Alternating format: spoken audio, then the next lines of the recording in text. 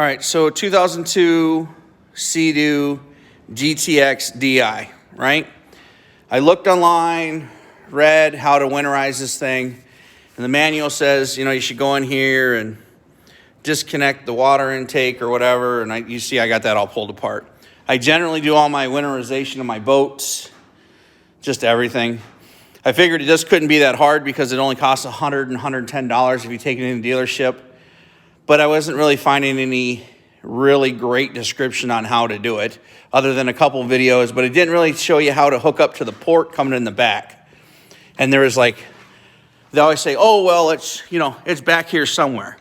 Well, it's that hole right there, and it is threaded. So, and I was like, oh, well, the garden hose must screw in there. So it did. So I went out and I cut the garden hose off.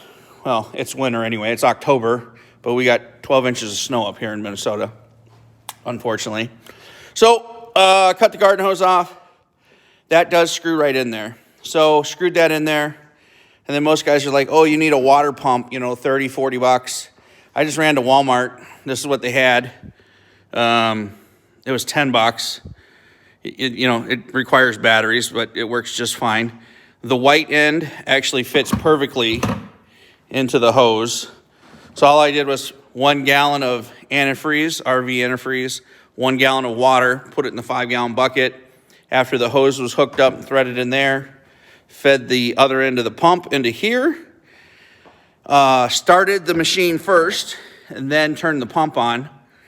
And probably within 5-7 seconds or so, that water freeze, antifreeze kind of started cycling through.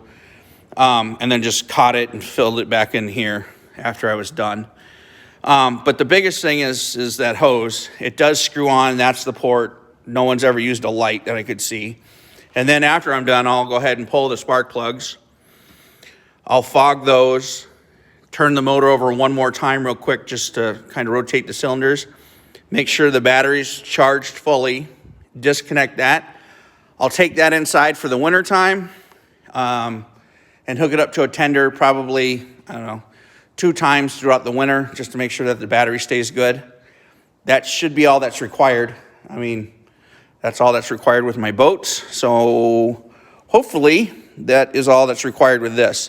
But I just wanted to show people how to get that hooked up in the back because that was kind of the most confusing for me, even though it shouldn't have been. Hope that helps.